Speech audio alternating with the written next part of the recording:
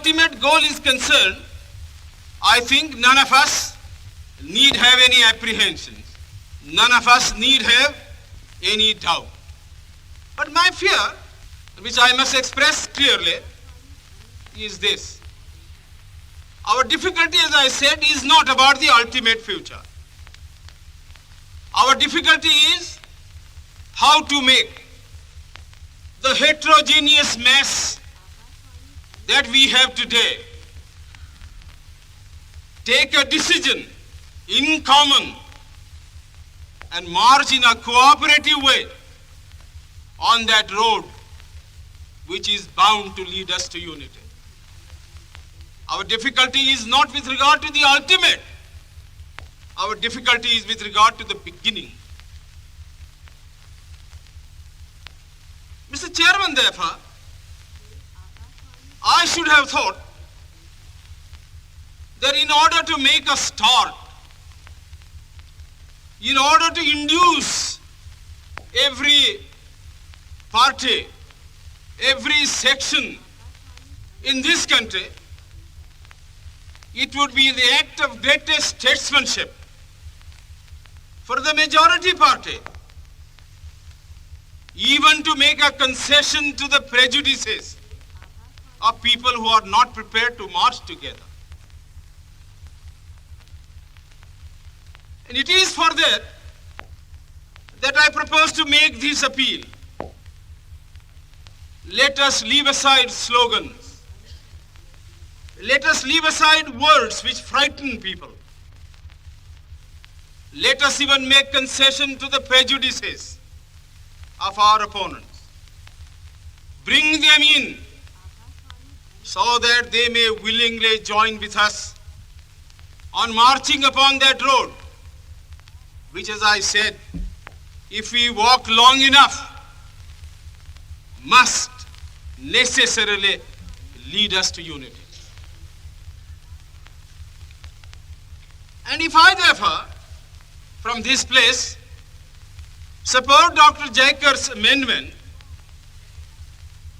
it is because I want all of us to realize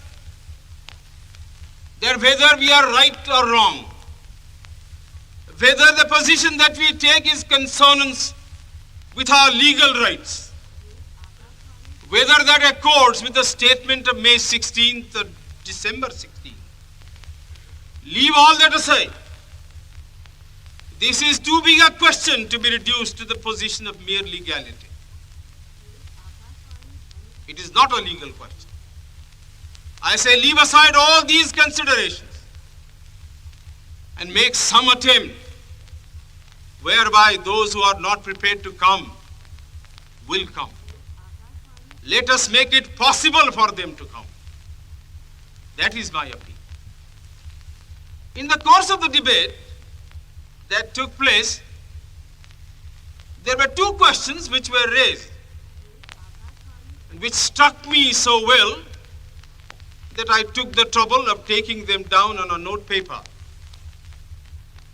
The one question was, it was asked, I think, by my friend, the Prime Minister of Bihar, who spoke yesterday in this assembly. He said, how can this resolution prevent the League from coming into the Constituent Assembly?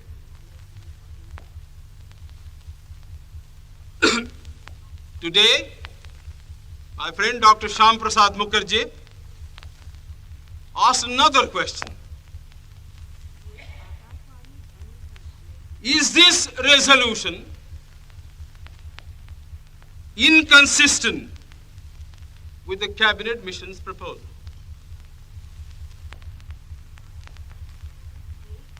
Now, sir, I think they were very important questions. And they, I think, ought to be answered. And answered categorically. I do maintain that this resolution, whether it is intended to bring about the result or not, whether it is the result of cold calculation or whether it is a mere matter of accident, is bound to have the result of keeping the Muslim League out. And I'll substantiate what I said. Sir, I invite your attention to paragraph 3 in the resolution, which I think is very significant and very important. Paragraph 3 envisages the future constitution of India. I do not know what is the intention of the mover of the resolution, but I take it that it is a sort of, after this resolution is passed, it will act as a sort of a directive to the Constituent Assembly to frame the Constitution in terms of paragraph 3 of the resolution. What does paragraph 3 speak of? Paragraph 3 says that in this country there shall be two different sets of polity. One at the bottom, the autonomous provinces or the states, or such other areas as care to join a united India. These autonomous units will have full powers. They will have also residuary powers. At the top and over the provincial units, there will be a union government having certain subjects for legislation, for execution, and for administration. Sir, as I read this part of the resolution, I do not find any reference to the idea of grouping an intermediary structure between the union on the one hand and the provinces on the other.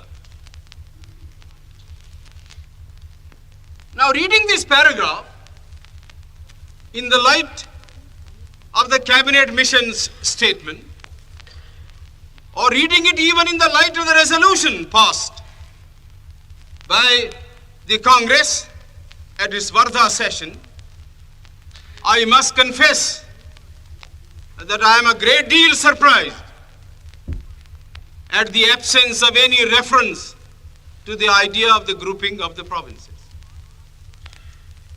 So far as I am personally concerned, I do not like the idea of grouping. I like a strong, united center, much stronger than the center we had created under the Government of India Act of 1935. But sir, these opinions, these wishes have no bearing on the situation at all. We have traveled a long road. The Congress party, for the reasons best known to itself, consented, if I may use the expression, to the dismantling of a strong center which had grown into this country as a result of 150 years of administration, and which I must say was to me a matter of great admiration and respect. But having given up that position, having said that we do not want a strong center, and having accepted that there must be or should be an intermediate polity, a sub-federation between the union government and the provinces, I like to know why there is no reference in paragraph 3 to the idea of grouping. I quite understand that the Congress party, the Muslim League, and His Majesty's government is not ad idem on the interpretation of that particular idea about grouping. But I always thought, and I will be prepared to stand corrected if it's shown that I am wrong, that at least it was agreed by the Congress party that if the provinces who are to be within the different groups consent to form a union or a sub-federation, the Congress would have no objection to that proposal. I believe I am correct in interpreting the mind of the Congress party. So the question that I ask is this: why did not the mover of this resolution make reference to the idea of having a union of the provinces or a group of provinces on the terms on which he and his party was prepared to accept? Why is the idea of union completely effaced from this resolution? I find no answer. Now, casting your mind back to the Pune Pact, the Roohafza Pact, yes. Can you remember a little of what Gandhi said to you and what you said to him? Oh, I know it very well. I know it very well. You see, the British government had, in the original award which MacDonald had given, you see, had accepted my suggestion. I said, look here, the Hindus want, you see, that there should be a common electorate, so that there will be no separatist feeling between the scheduled caste and the Hindus. We think that if you have a common electorate, we would be submerged, you see, and the nominees of the scheduled caste who would be elected, who would be really slaves of the Hindus, not independent people. Now, I told Mr. Ramsay MacDonald that this is a sort of a thing, you see, that he might do. Give us a separate electorate, you see, give us a separate electorate, and also give us a second vote in the general election, you see, so that Gandhi cannot say that we are separated in point of election. First of all, my contention was this, that for 5 years, you see, we live separately from the Hindus, with no kind of intercourse or intercommunication, you see, of a social or a spiritual sort, you see. What can one day's cycle of participation, you see, in a common electorate do to remove this hardened crust, you see, of separatism which has grown for centuries? It's a foolish thing to think that if two people vote together, you see, in a common polling booth, you see, that their hearts are going to change. It's nothing of the kind. Mr. Gandhi has got this madness in him. Well, let this be satisfied, you see, by this kind of a system. Give the untouchables 2 votes, you see, and give them a population representation of ratio, so that the weightage would be in terms of votes and not in terms of representatives, so that the Gandhi and others may not complain, you see. That Ramsay MacDonald accepted. You see, the award was really my suggestion.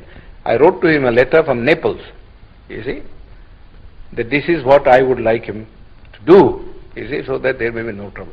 This is exactly what he did, you see, gave us a separate electorate and also a vote in the general electorate, you see.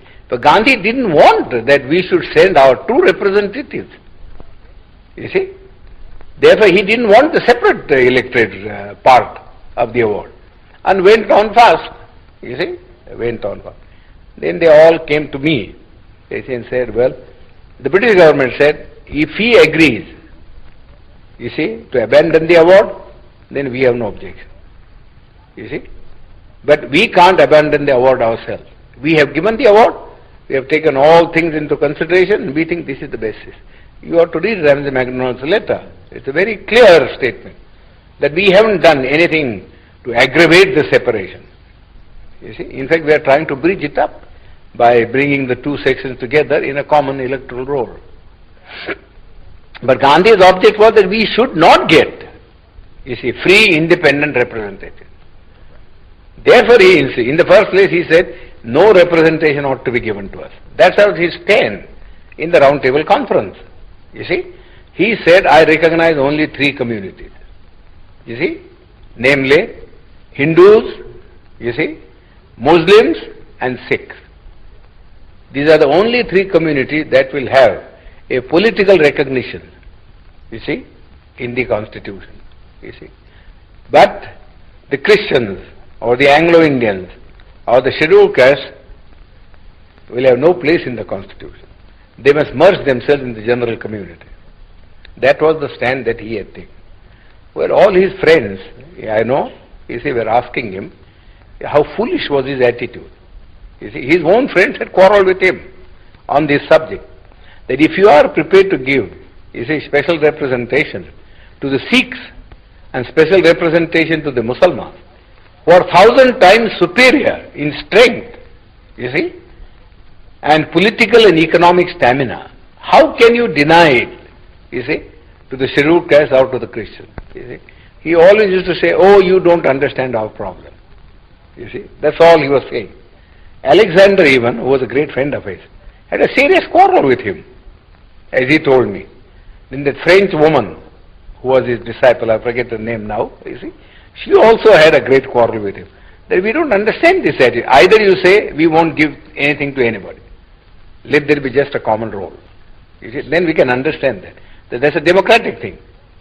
You see, but to go on saying that you will give it to the Muslims, you see, and you give it to the Sikhs, you see, but not to the scheduled caste, seems absurd. You see, he could give no answer. He could give no answer. So we suggested this method. But he also didn't, in the beginning, when he wrote a letter, he said, no, the scheduled caste should have nothing. No representation, you see. Then his own friend said to him, this was asking for too much. You see, nobody would support you in this matter. Then Malviya and others came to me and said, well, could you not help us to solve this problem? You see, I said, well, I don't want to solve this problem by sacrificing what we have been able to get from the British Premier. So you went to... As I said, I suggested alternative formula. And that formula was that I am not prepared to give up the separate electorate, but I am prepared, you see, to modify the thing.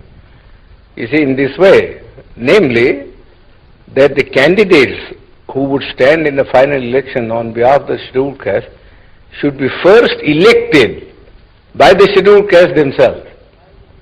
Sort of a primary election, you see, and that they should elect 4 people, you see, 4. And the 4 then should stand in the general electorate, you see, and let the best one come, you see, so that we get some assurance that you don't put up, you see, your own nominees, you see, but that we do get people who will express our voice in the parliament. That Mr. Gandhi had to accept, so he accepted that. You see. Of course, we had the benefit of it only in one election, in 1937. You see. There you will see that the Federation swept the poll. Gandhi was not able to get a single candidate of his party elected. Well, did he bargain very hard at the end of his fast? Oh, of course. He bargained and bargained. I said nothing doing. You see. I am prepared to save your life. You see. Provided you do not make hard terms, you see. But I am not going to save your life at the cost of the life of my people, you see. This is too much. How much I have labored, you see, in all this, I know very well. And I am not going to sacrifice your whim, sacrifice our people's interest, just for the sake of satisfying. Yours is a whim, you see. How can one day's common election alter the situation? Simply cannot alter the situation. So really he worked entirely as a politician. As a politician. He was never a Mahatma, and I refuse to call him Mahatma. You see, I've never in my life called him Mahatma. He doesn't deserve that title. Not even from the point of view of his morality. You see. I met him first, say, in 1929, through the intervention of a friend of mine, common friend, who asked Mr. Gandhi to see me And so Mr. Gandhi wrote to me saying that he would like to see me. So I went and saw him. That was just before going to the round table conference. And then he came to the second round table conference. Didn't come for the first. And he was there for about 5-6 months. And there, of course, I met him also and faced him also. Then, once thereafter, he also, after the signing of the Pune Pact, asked me to come and see him. So I went to see him. He was then in jail. But that's all the time that I have met him. But I always say that as I met Mr. Gandhi in the capacity of an opponent, I have a feeling that I know him better than most other people because he had opened his real fangs to me and I could see the inside of the man. You see, while others who generally went there as devotees saw nothing of him except the external appearance which he had put up as a Mahatma. But I saw him in his human capacity, the bare man in him. And so I say that I understand him better than most of the people who have associated themselves with him can say. So how would you sum up what you found in him? Well, I must say at the outset that I feel quite surprised, you see, at the interest which the outside world, Western world particularly, seems to be taking in Mr. Gandhi. I cannot understand that. So far as India is concerned, he was, in my judgment, an episode in the history of India, never an epoch maker. Gandhi has already vanished from the memory of the people in this country. His memory is kept up because the Congress party annually, he gives a holiday, either on his birthday or some other day connected with some event in his life, has a celebration every year going on for 7 days in a week. Naturally, people's memory is revived. But if these artificial respirations were not given, I think Gandhi would be long, long forgotten. You don't feel then that he fundamentally changed the aspect of... Not at all, not at all. In fact, he was all the time double dealing. He conducted 2 papers, one in English, the Harijan, and before that, Young India. And in Gujarati, he conducted another paper, you see, which is called the Deenbandhu or something like that. Now, if you read the 2 papers, you will see how Mr. Gandhi was deceiving the people. In the English paper, he posed himself as an opponent of the caste system and of untouchability, and that he was a Democrat. But if you read a Gujarati magazine, you will see him a more orthodox man. He has been supporting the caste system, the Varnashram Dharma, and all the orthodox dogmas which have kept India down all through ages. In fact, somebody ought to write Mr. Gandhi's biography by making a comparative study of the statements made by Mr. Gandhi in his Harijan and the statements made by Mr. Gandhi in this Gujarati paper. There are 7 volumes of it. The people, the Western world only reads the English paper, where Mr. Gandhi, in order to keep himself in the esteem of the Western people who believe in democracy, was advocating democratic ideals. But you got to see also what he actually taught to the people in his vernacular paper. Nobody seems to have made any reference. All the biographies that have been written of him, you see, are based upon his Harijan and the Young India, but not upon the Gujarati writings of Mr. Gandhi. Then what were his real intentions with regard to the scheduled castes in the structure? Well, he only wanted, you see, there are 2 things about the scheduled caste. We want untouchability to be abolished, but we also want that we must be given equal opportunities so that we may rise to the level of the other classes. Mere washing off of untouchability is of no consequence. We have been carrying on with untouchability for the last 2,000 years. Nobody has bothered about it. You see, nobody has bothered about it. Yes, there are some disabilities which are very harmful. For instance, people can't take water, and people can't have land, you see, to cultivate and earn their livelihood. But the other things which are far more important, namely that they should have the same status in the country and that they should have the opportunity to hold high offices so that not only their dignity will rise, but also they will get what I call strategic positions from which they could protect their own people. Mr. Gandhi was totally opposed. Totally opposed. He was content with things like temple entry. Temple entry, that was all the thing that he wanted to do. Which is nobody cares for Hindu temples now. The untouchables have become so conscious of the fact that temple going is of no consequence at all. You live in the untouchable quarters, just the same, whether you went into the temple or whether you didn't enter the temple. People, just as for instance, people at one time would not allow the untouchables to travel by railways because of pollution. But now they don't mind because the railways won't make any separate arrangement. But because they travel together in the train, it doesn't follow that their life in the villages vis-a-vis the Hindus has in any sense changed. Whenever the Hindu and the untouchable alights at a railway train, see, they assume their old robes. So you would say Gandhi was an orthodox Hindu? Yes, he was absolutely an orthodox Hindu. He was never a reformer. He has no dynamics in him. All this talk about untouchability was just for the purpose of making the untouchables drawn into the Congress. That was one thing. And secondly, he wanted that the untouchables should not oppose his movement, Swaraj. I don't think beyond that he had any real motive of uplift. He wasn't like Garrison in the United States, who fought for the Negroes. Dr. Ambedkar, do you think democracy is going to work in India? No. Except in a formal sense, if you want. What do you mean? Well, I mean the paraphernalia of democracy, quinquennial elections, prime ministers and so on and so on. Well, but elections are very important. No. Elections are important provided they produce really good men.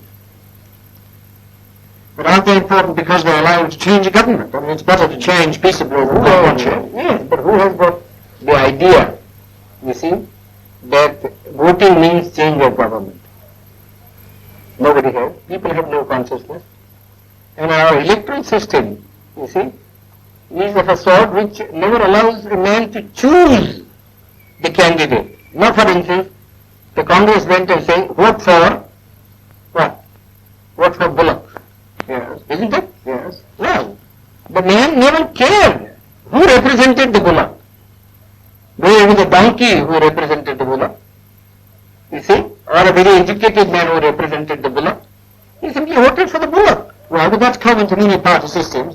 But what you mean by, in a formal sense, you mean that in a fundamental sense, in democracy will not work. For the simple reason, we have got a social structure which is totally incompatible with parliamentary democracy.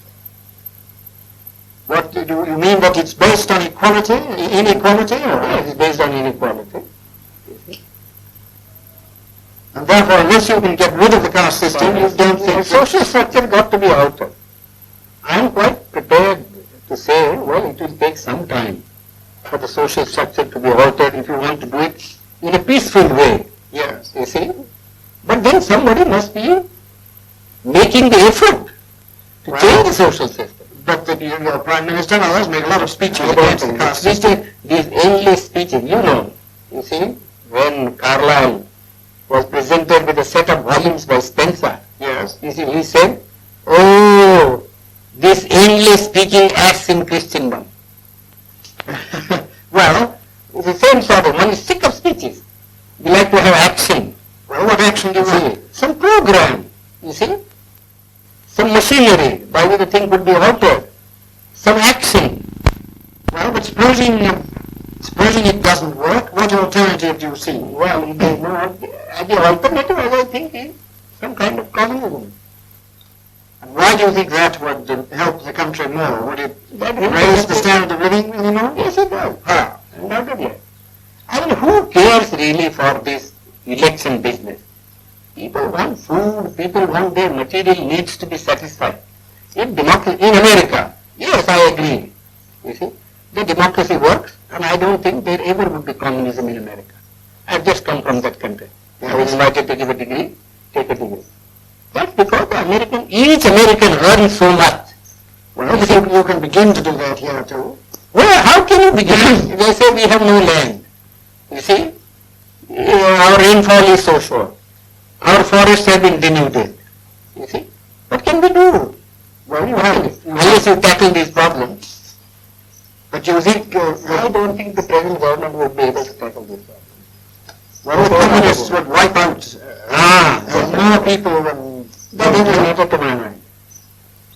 You mean the remainder is equal to that? Yeah, we always do that sort of a thing, you know. But in this country? Yeah, we always do. I mean, in war, you kill people, don't you? You are not sorry because you have killed so many people. Because you find it necessary to do so in order to safeguard your interest. So you really feel that this system is likely to collapse. Yes, I think it will collapse. How soon? Well, pretty soon probably. My own people, very impatient. And I judge by my people. You see? And who are the lowest rung of the strata? You see, you know. Yes. If the foundation of a building begins to collapse, it is first the lowest strata that collapses. You think my own people are untouchables? They are untouchables. Well, now, are the communists working among them? No, they are not working because they have faith in me. And I haven't said anything so far. Yes. You see? But they have been asking me. You see? What harm is there? Yes. They have been asking me. And I have to give some answer someday. I had not enough notice that I was to speak here. And when I was asked what subject I would speak on, I mentioned the subject of ahimsa in Buddhism. But I find that a large majority of the people attending this conference are desirous that I should speak on Buddhism and communism. Although I must say that I am not quite on the spur of the moment prepared to deal with such a large, enormous, and if I may say so, a very massive subject. A subject which has held half the world in grip. And I find that it has held also in its grip large number of the student population, even of the Buddhist countries. I look upon the latter aspect of the matter with grave concern. If the younger generation of the Buddhist countries are not able to appreciate that Buddhism supplies a way of life which is better than what is supplied by the communist way of life, Buddhism is doomed. It cannot last beyond a generation or two. It is therefore quite necessary for those who believe in Buddhism to tackle the younger generation and to tell them whether Buddhism can be a substitute for communism. It is then only that Buddhism can hope to survive. We must all remember that today a large majority of the people in Europe, a large majority of the youngsters in Asia look upon Karl Marx as the only prophet who could be worshipped. And they regard, I need not say much about it, regard large part of the Buddhist priesthood as nothing but yellow perils. That is an indication which the bhikkhus must take up, must understand, must reform themselves in order that they could be compared with Karl Marx and Buddhism could compete with it. Now with this introduction, I propose to give you a few salient points in Buddhism and in Marxism or communism, in order to show you where the similarity of ideals lies. where the differences Akashvani arise संग्रहालय की recording between है। Buddhism and Marxism. And thirdly, whether the Buddhist way of life of reaching the goal which communism has is a lasting one, or whether the communist way of bringing about the goal is the lasting one. Because there is no use in pursuing a certain path if that path ये is not going to be a lasting संग्रहालय path. की recording है। If it is going to lead you to jungle, if it is going to lead you to anarchy, there is no use pursuing it. But if you are assured that the path that you are asked to follow is slow, maybe devious, maybe there are long detours, but if it ultimately makes you land on a safe, on a sound ground, ये Akashvani so that the ideals you are की pursuing recording है। are there to help you to mold your life permanently and forever, is much better, in my judgment, to follow the slower path and the deterrence path rather than to rush up and to take what we call shortcuts. Shortcuts in life are always very dangerous. Very dangerous. ये आकाशवाणी ध्वनि Now संग्रहालय let की me recording है। go to the subject. What is the theory of communism? What does it start with?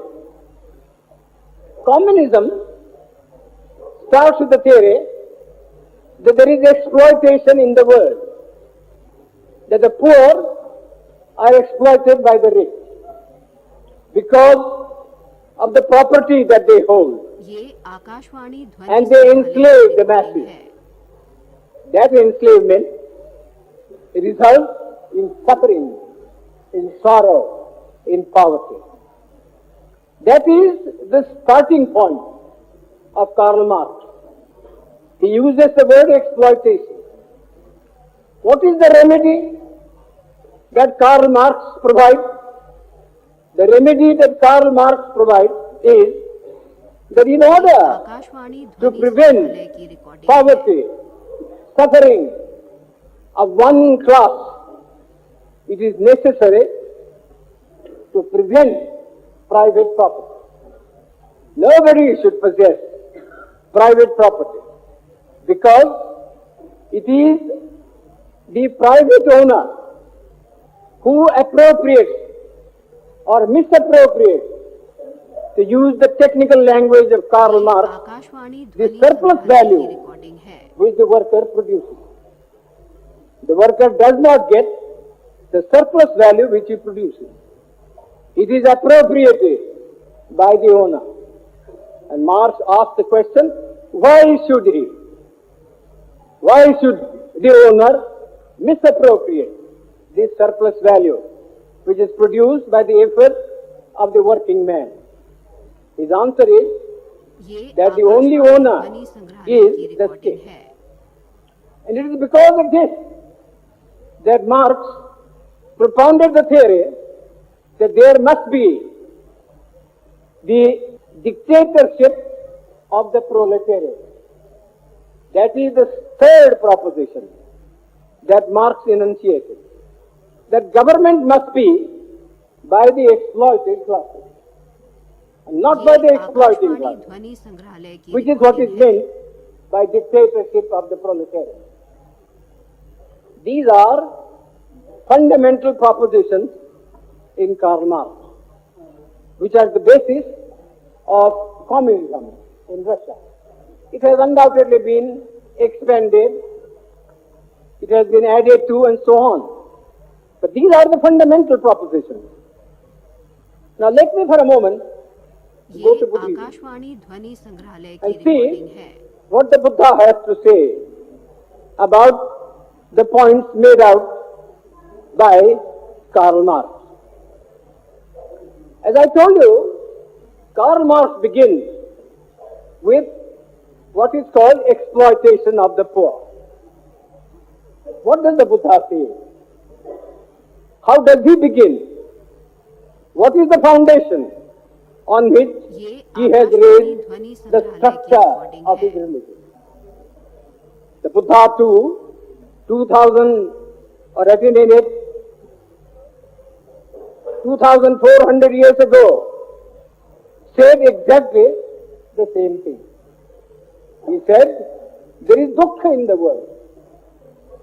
He did not use the word exploitation, but he did lay the foundation of ये Akashvani his ध्वनि religion संग्रहालय की on what he recording called है। dukkha. There is dukkha in the world. The word dukkha, no doubt, has been interpreted in various ways. It has been interpreted to mean rebirth, the round of life. That is dukkha. I do not agree with that. I think there are a lot of places in the Buddhist literature ये Akashvani where the ध्वनि Buddha has संग्रहालय used की the word recording है। dukkha in the sense of poverty. Therefore, so far as the foundation is concerned, there is really no difference at all.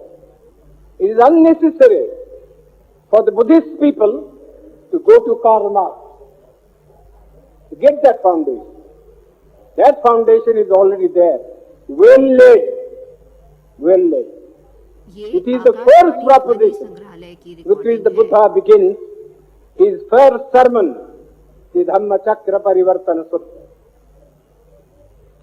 Therefore, those who are attracted by Karl Marx, I say study the Dhamma Chakra Parivartana Sutta and find out what the Buddha said, and you will find sufficient satisfaction on this question. The Buddha did not lay the foundation of his religion either on God or on soul or anything supernatural as to that. He laid his finger on the fact of life. People are living in suffering. Therefore, so far as Marxism or communism is concerned, Buddhism has enough of it. And the Buddha has said it 2000 years before Marx was born.